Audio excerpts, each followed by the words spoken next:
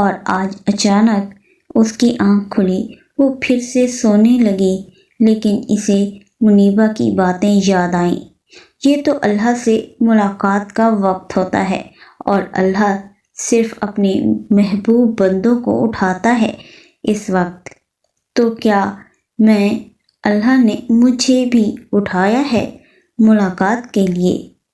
وہ تو جیسے خوشی سے پاگل ہو رہی تھی۔ منیبہ نے کہا تھا جب تہجد کے وقت خود بخود تمہاری آنکھ کھلے تو سمجھ جاؤ کہ اللہ نے تمہیں خاص کر لیا ہے اور وہ چاہتا ہے کہ تم اسے اس وقت یاد کرو، اس سے باتیں کرو۔ وہ یہ سوچ کے ہی خوش ہو رہی تھی۔ وہ اٹھی، وضو کیا اور نوافل ادا کیے۔ یا اللہ، میں کیسے شکر ادا کروں گی آپ کا؟ اتنی جلدی آپ دعائیں قبول کر لیتے ہیں، اور وہ بھی مجھ جیسی گنہگار کی۔ اللہ، میں تو اس قابل ہی نہیں ہوں کہ اتنی نوازشوں کی، اتنی نعمتوں کی۔ میں تو سزا کے قابل ہوں۔ ساری زندگی آپ کی نافرمانی کی، گناہ کیے، آپ نے کبھی کچھ نہیں کہا، سزا تک نہیں دی، اور اب میں نے اپنے گناہوں کی معافی مانگی، توبہ کی، اور اتنی جلدی آپ نے میری دعائیں قبول کر لیں۔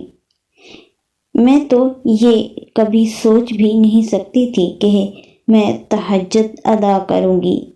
میں وہ لڑکی جو صرف نافرمانیاں کرتی تھی، میں نے کبھی نہیں سوچا تھا آپ کی محبت مجھے تہجد تک لے آئے گی۔ اوہ اللہ، پیارے اللہ، کیا تھی میں اور کیا بنا دیا آپ نے مجھے؟ آپ نے تو مجھے سنبھال لیا۔ پیارے اللہ تعالیٰ، مجھے شرم آتی ہے آپ سے کس منہ سے معافی مانگوں۔ ان آنکھوں نے اتنے گناہ کیے، ان کانوں نے گناہ کیے، ان ہاتھوں نے گناہ کیے۔ اللہ جی، میں پوری کی پوری گناہوں میں گھری ہوئی ہوں۔ میں ان رحمتوں کے قابل نہیں ہوں اللہ، مگر میں جانتی ہوں اللہ، آپ کی رحمت میرے گناہوں سے کئی گنا زیادہ وسیع ہے۔ مجھے یقین ہے آپ مجھے معاف کریں گے، کیونکہ آپ رحمان ہیں، رحیم ہیں۔ مجھے آپ کی رحمان صفت بہت پسند ہے۔ آپ سب پر رحم کرتے ہو، پھر چاہے وہ مسلمان ہو یا کافر۔ آپ نے اپنی صفت کو ساری دنیا کے لیے عام کیا ہوا ہے۔ یہ بھی تو آپ کی رحمت ہی ہے کہ آپ نے مجھ جیسی لڑکی کو ہدایت دی ہے، نماز پڑھنے کی توفیق دی، قرآن پڑھنے کی توفیق دی۔ میں نے کتنے گناہ کیے، پھر بھی آپ نے مجھے خود تک پہنچنے کا آسان رستہ دکھایا۔ ندامت کے چند آنسو اور سچی توبہ، اور آپ اگلے پچھلے گناہ معاف کر دیتے ہو، اپنی رحمت سے ہمیں پاک کر دیتے ہو۔ اتنا ظلم کیا میں نے خود پر، خود کو آپ سے دور رکھا، اپنی ذات کو دوسروں کے ہاتھوں بکھیرا، اپنے ہی ہاتھوں خود کو کرچی کیچی کیا، اور جب میں چھوٹے چھوٹے ٹکڑوں کو آپ کے پاس لے کر آئی، تب آپ نے مجھے دھتکارا نہیں، بلکہ بڑی محبت سے میری آہیں اور سسکیاں سنیں۔ آپ نے کبھی مجھے یہ نہیں کہا کہ اتنا عرصہ گناہ کر کے اب آ گئی ہو مجھ سے معافیاں مانگنے، بلکہ آپ نے مجھے اپنا بنا لیا، بڑی خوبصورتی سے مجھے جوڑ دیا اور مجھے اپنی رحمت کے سائے تلے لے لیا۔ یا اللہ، میں آپ کا شکر ادا کر ہی نہیں سکتی۔ آپ بہت رحیم ہیں۔ آپ کی خاص نعمتیں ہوں گی مومنوں پر، اس دنیا میں بھی اور آخرت میں بھی۔ یا اللہ، مجھے بھی مومنوں میں شامل کر لیجئے نا، اپنے پیارے بندوں میں شامل کر لیجئے۔ آج زندگی میں پہلی مرتبہ اس نے تہجد کی، اور آج وہ بہت خوش اور پرسکون تھی۔ اسے ایسا لگ رہا تھا جیسے اسے سب کچھ مل گیا ہو۔ صبح اتوار کا دن تھا۔ نور کے بابا سمیت سب گھر تھے۔ نور ناشتہ کے لیے نیچے آئی، سب کو سلام کیا اور کرسی کھینچ کر بیٹھ گئی۔ نور کے بابا بھی حیران تھے، آج وہ کافی دنوں بعد دیکھ رہے تھے نور کو۔ نور ایک بڑے سے دوپٹے میں تھی۔ نور، سردی لگ رہی ہے کیا؟ نور کو اس طرح دیکھ کر انہوں نے سوال کیا۔ نہیں بابا، شاید آپ اس دوپٹے کی وجہ سے کہہ رہے ہیں۔ تو بابا شاید آپ کو بتایا نہیں ہے ماما نے، میں اب پردہ کرتی ہوں۔ نور خوشی سے بابا کو بتا رہی تھی۔ یہ بیٹھے بٹھائے کیا بھوت سوار ہو گیا ہے بھائی تمہیں؟ نہیں بابا، بھوت تو سوار نہیں ہوا، ہاں البتہ اللہ نے توفیق دی ہے مجھے بابا، اور آپ کو پتہ ہے میں بہت خوش ہوں۔ نور بہت پیار اور اطمینان سے بول رہی تھی۔ اچھا چلو، جو بھی ہے بعد میں دیکھا جائے گا، ابھی تمہاری عمر انجوائے کرنے کی ہے تو انجوائے کرو، اتنا مت سوچو۔ نور بس چپ ہو گئی۔ وہ کہتی بھی کیا، کچھ بچا ہی نہیں تھا کہنے کو۔ اگلی صبح وہ کالج جانے کے لیے تیار تھی۔ اللہ جی، کیسی لگ رہی ہوں میں؟ وہ پری ڈھکی ہوئی تھی سیاہ عبائے میں، ہاتھوں پہ بھی دستانے تھے اور آنکھیں تو نظر ہی نہیں آ رہی تھیں۔ اچھی لگ رہی ہوں نا؟ دیکھیں، آپ کے حکم کو مان لیا ہے میں نے، بس آپ نے میری مدد کرنی ہے۔ وہ اللہ سے راز و نیاز کر رہی تھی۔ وہ چھوٹی سی چھوٹی بات اللہ کو بتاتی، اس کی عادت بن چکی تھی اللہ کو ہر بات بتانا۔ وہ جانتی تھی اللہ سب جانتے ہیں، مگر پھر بھی اسے اچھا لگتا تھا اللہ سے ہر بات کرنا۔ وہ سیڑھیوں سے نیچے اتر رہی تھی، سب ناشتے پر اس کے منتظر تھے۔ سب کی نظریں نور پر پڑی۔ یہ کیا تم بھوت بن کر آئی ہو؟ عمیر نے نور کو سیاہ عبائے میں دیکھا تو فوراً بولا، میں نے کہا تو تھا پردہ کروں گی، تو بس آج سے شروع کر دیا میں نے۔ تمہارا دماغ تو خراب نہیں ہو گیا کہیں؟ نور کی ماما نے غصے سے کہا، اور اب تک تو یہی سمجھ رہی تھی کہ نور مذاق کر رہی ہے، مگر نور نے تو سب کو حیران ہی کر دیا۔ آج تک ہمارے خاندان میں کسی نے کیا ہے پردہ؟ بتاؤ۔ ٹھیک ہے، اچھی بات ہے کہ تم نماز پڑھ رہی ہو، پڑھو، مگر اس کی میں ہرگز اجازت نہیں دوں گی۔ دیکھو ذرا خود کو، جاہل لگ رہی ہو۔ ماما پلیز مجھے مت روکیں۔ وہ ابھی کچھ کہتی، ماما پھر سے غصہ کرنے لگی۔ نور بس کرو، یہ کیا تم نے تماشا لگا رکھا ہے؟ ہر بات پوری کی ہے نا ہم نے تمہاری، مگر یہ بالکل بھی نہیں۔ اپنا سٹیٹس دیکھو تم، اور اپنی حرکتوں کو دیکھو۔ سب مذاق اڑائیں گے تمہارا اور ہمارا بھی۔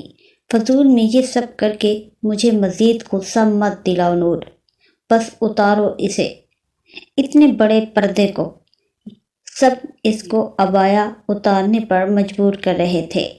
نور بس رو دینے کو تھی، اسے یقین نہیں آ رہا تھا اس کے جان سے پیارے بھائی آج یوں اس کی خواہش کو دھتکار رہے تھے۔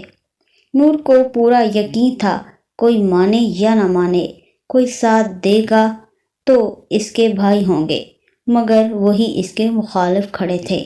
میں نے تو سوچا تھا میرے بھائی میرا ساتھ دیں گے، لیکن آپ تو ایسے کہہ رہے ہیں کہ او نور، ہم تمہارے نئے سفر پر استقبال کریں گے، او ہم پتھروں سے تمہارا استقبال کریں گے۔ نور اپنے آنسو پر ضبط کیے ہوئے تھی۔ وہ جانتی تھی اگر آج اس نے ہار مان لی اور عبایا اتار دیا تو پھر اس کے لیے مشکل ہوگا دوبارہ یہ سب سننا۔ ماما، میں نہیں جانتی کہ ہمارے بڑے کیا کہتے تھے، اور میں یہ بھی نہیں جانتی کہ ہمارے خاندان میں کسی نے شرعی پردہ کیا ہے یا نہیں۔ میں بس اتنا جانتی ہوں کہ یہ نہ تو میرے بزرگوں کا حکم ہے اور نہ ہی کسی رشتہ دار کا، یہ تو میرے پیارے اللہ کا حکم ہے، اور میں اب اس سے ایک قدم بھی پیچھے نہیں ہٹوں گی ماما۔ نور یہ کہتی وہاں سے چلی گئی۔ اس کے جانے کے بعد سب نور کی باتوں سے حیران تھے کہ اچانک اسے کیا ہوا ہے۔ کالج جاتے ہوئے نور سارے راستے روتی ہی رہی۔ اسے اپنے گھر والوں کے رویے پر بہت دکھ ہوا تھا، مگر اب وہ ہار نہیں مان سکتی تھی، اس لیے اپنے آنسو صاف کیے اور مضبوط بننے کی کوشش کرنے لگی۔ کالج پہنچتے ہی اسے سب عجیب نظروں سے دیکھ رہے تھے۔ نور کو ایسے لگا جیسے سب اسے ہی دیکھ رہے ہوں، مگر یہ اس کا وہم تھا۔ السلام علیکم نور، منیبا نے گلے لگاتے ہوئے سلام کیا۔ وعلیکم السلام، بھاری آواز میں جواب آیا۔ نور کی آواز سے ظاہر تھا کہ وہ روئی ہے۔ کیا ہوا نور، روئی ہو تم؟ منیبا کے پوچھنے کی دیر تھی اور نور کے آنسو بے قابو ہو گئے جو اس نے کب سے ضبط کیے ہوئے تھے۔ نور رونے لگی اور صبح جو گفتگو ہوئی سب بتا دی۔ منیبا کو اندازہ تھا کہ نور پر کیا گزری ہے، کیونکہ وہ بھی تو انہی راہوں پہ چل کر ہی یہاں تک پہنچی تھی، اور ہر صراط مستقیم پر چلنے والی لڑکی کی یہی کہانی ہوتی ہے۔ حالات اور وقت مختلف ہو سکتے ہیں، مگر سب ایک ہی کیفیت سے گزرتی ہیں۔ نور، یہ رونے کا وقت نہیں ہے، تمہیں پتہ ہے منیبا، آج تک کبھی بھی مجھ سے کسی نے ایسے بات نہیں کی تھی، اور بھیا تو ہر خواہش پوری کرتے تھے میری، کبھی مجھے کچھ نہیں کہا، اور آج تم ان کی باتیں سنتی۔ منیبا، مجھے بہت برا لگا اور مما تو بہت غصہ ہو رہی تھی۔ نور روتے روتے سب بتا رہی تھی۔ نور، تمہیں کیا لگا تھا اتنا آسان ہوتا ہے اللہ کی راہ پہ چلنا؟ نہیں، ایسا نہیں ہے، اپنے دل کو مارنا پڑتا ہے نور۔ تم نے اللہ کا راستہ چنا ہے، اور یہ راستہ اتنا آسان نہیں ہوتا، بہت سی مشکلات اور آزمائشوں سے گزرنا پڑتا ہے، اور یہ تو وہ باتیں ہیں نور جو ہر پردہ کرنے والی لڑکی کو سننی پڑتی ہیں، وہ بھی تو صبر کرتی ہیں نا، تم بھی صبر کرو۔ اور دیکھو نور، لیکن مما اور گھر والے نہیں مانیں گے منیبا، میں جانتی ہوں انہیں، تو پھر کیا تم اتار دو گی پردہ؟ مجھے کچھ سمجھ نہیں آ رہا منیبا، میں کیا کروں؟ میں اتنی بہادر نہیں ہوں کہ ان کی اتنی تلخ باتوں کو برداشت کر سکوں۔ نور، ادھر دیکھو، یہی تو آزمائش ہے، اگر تم پردہ کرتی اور سب منظوری بھی دے دیتے، کوئی کچھ نہ کہتا تو بہت خوش ہوتی میں منیبا۔ اچھا ہاں نا، اور اللہ بھی خوش ہوتے ہیں نا؟ وہ منیبا کے سوالوں کا جواب دے رہی تھی۔ اچھا، یعنی بغیر امتحان دیے پاس ہونے کا ارادہ ہے، اور بغیر تیاری کیے انعام بھی لینا ہے تم نے؟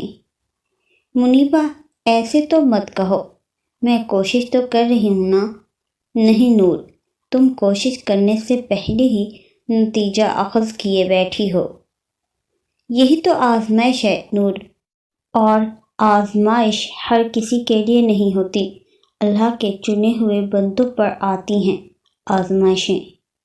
سمندر سب کے لیے ایک جیسا ہی ہوتا ہے، کچھ لوگ اس سے موتی تلاش کرتے ہیں، اور کچھ لوگ مچھلی پکڑ لیتے ہیں، اور کچھ کو کھارے پانی کے علاوہ سمندر سے کچھ بھی نہیں ملتا، اور اسی طرح بادل سے برسنے والا پانی بھی ایک جیسا ہی ہوتا ہے۔ زرخیز زمین میں اس پانی سے سبزہ اگا لیتی ہے، صحرا کی ریت اس پانی سے اپنی پیاس بجھا لیتی ہے، اور وہی پانی چکنے پتھروں کو محض چھو کر گزر جاتا ہے۔